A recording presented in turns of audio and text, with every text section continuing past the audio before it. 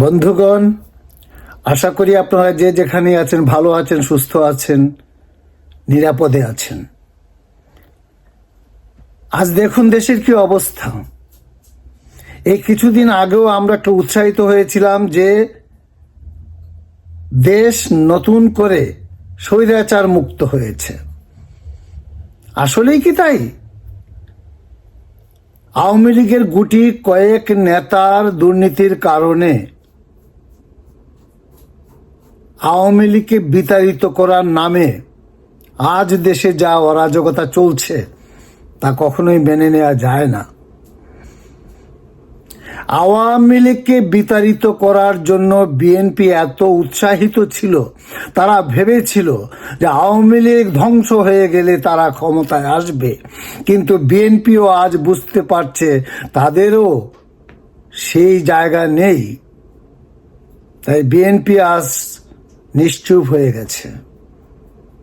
আওয়ামী লীগ নেই, বিএনপি নেই, দেশটা কে চালাচ্ছে? এই কয়েক গুটি কতক ছেলে মিলে সমন্বয়কারী নাম দিয়ে দেশের শাসন ক্ষমতা দখল করে নিয়েছে জামাত শিবিরের ছত্র ছায়ায়। আমার বক্তব্য জামাতের বিরুদ্ধে নয়। আমি মনে প্রাণে চাই জামাত ক্ষমতায় আসুক, নতুন করে দেশ শাসন করুক।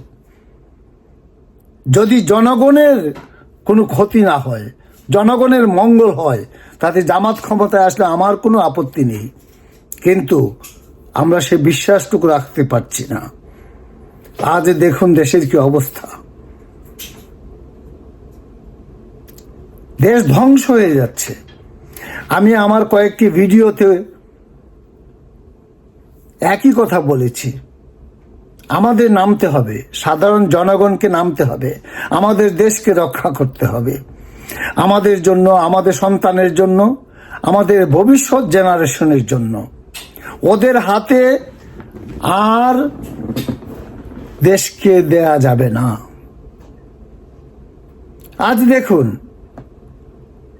আমরা ভেবেছিলাম ওরাই তত্ত্বাবধায়ক সরকার প্রতিষ্ঠা করেছে, কিন্তু তাদের মধ্যে সমন্বয়হীনতা। আমাদের প্রধান উপদেষ্টা তিনি নিজে একটি ভিডিওতে বলেছেন, একটি সাক্ষাৎকারে সাংবাদিকদের সামনে বলেছেন, উনার কথা যদি কেউ না শুনে তাহলে উনার থাকার দরকার নেই। কারা শুনছে না? কাদের এত ক্ষমতা যে প্রধান উপদেষ্টার কথাও শুনছে না? তাহলে এই দেশটা কে চালাচ্ছে? ওরা কারা? ওরা তো সমন্বয়কারী নয়। আবার সমন্বয়কারীরা যেভাবে লুটপাট করছে, সাধারণ সমন্বয়কারী যারা যারা নেতৃস্থানীয় নয়, তাদের ব্যাংকে কোটি কোটি কোটি টাকার লেনদেন হচ্ছে। আর কত? তাহলে আওয়ামী লীগ কি দোষ করেছিল? বিএনপি কি দোষ করেছিল? আমি আবারও বলছি, আমাদের জনগণকে, সাধারণ মানুষকে, আমাদেরকে রাস্তায় নামতে হবে। আওয়ামী লীগ চলে গেছে, বিএনপি নীরব হয়ে গেছে। আজকে বিএনপির উচিত ছিল রাস্তায় নামা, এই সরকারের বিরুদ্ধে আন্দোলন গড়ে তোলা, কিন্তু বিএনপিও করতে পারছে না। হ্যাঁ, আমি জানি আওয়ামী লীগ অনেক দুর্নীতি করেছে, তাদের গুটি কতক নেতা। সমস্ত আওয়ামী লীগ তো তার জন্য দায়ী নয়। বিএনপির আমলেও কিছু দুর্নীতি হয়েছে, সেই জন্য পুরো বিএনপি তো দায়ী নয়। আমার বিশ্বাস বিএনপি ইতিমধ্যে তাদের ভুল বুঝতে পেরে তাদের দল গুছিয়ে নিয়েছে। কারণ ইদানিং তারেক জিয়ার বক্তব্য থেকে আমরা অনেক কিছুই পজিটিভ আশ্বাস পাচ্ছি। এবং তিনি যদি মনে প্রাণে বিশ্বাস করে ওই কথাগুলো বলে থাকেন, তাহলে আমার বিশ্বাস বিএনপি আগামীতে দেশকে ভালো নেতৃত্ব দিতে পারবে। আমি চাই আওয়ামী লীগও ফিরে আসুক, তারাও তাদের ভুল সংশোধন করে রাজনীতিতে আসুক। বিএনপি আওয়ামী লীগ ছাড়া এদেশে নেতৃত্ব দেওয়ার মতো কোনো দল এখনো তৈরি হয়নি। কাদের হাতে দেশটা ছেড়ে দেবেন? ও বাচ্চাগুলোর হাতে?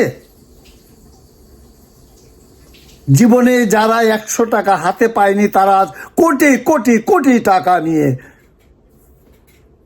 মহা ধুমধাম করে চলছে, তাদের ক্ষমতার অপব্যবহার করছে। তাই বলছি, এখনো সময় আছে। প্রধান উপদেষ্টা নিজে যিনি হতাশ, নিজে যিনি থাকতেই চাচ্ছেন না, তার কথা কেউ শুনছে না, তাহলে আজ দেশটা একটা কাণ্ডারিহীন হয়ে গেছে। প্রধান উপদেষ্টা, রাষ্ট্রপতি, সেনাপ্রধান, কারো কোনো ভূমিকা নেই। সেনাপ্রধান, এইরকম অথর্ব সেনাপ্রধান আমি আমার জীবনে দেখিনি। এইরকম অথর্ব রাষ্ট্রপতি আমি আমার জীবনে দেখিনি। এইরকম ক্ষমতাহীন উপদেষ্টা আমি আমার জীবনে দেখিনি। জনগণের সরকার জনগণকেই গঠন করতে হবে। আসুন আমরা রাস্তায় নামি, আমরা নির্বাচন করব, দেশকে চালাবে। এখনো সময় আছে আপনার সন্তানের জন্য, আপনার জন্য, ভবিষ্যৎ জেনারেশনের জন্য। আসুন, আর সময় নেই। আপনারা সবাই ভালো থাকবেন, সুখে থাকবেন, শান্তিতে থাকবেন, নিরাপদে থাকবেন। ধন্যবাদ।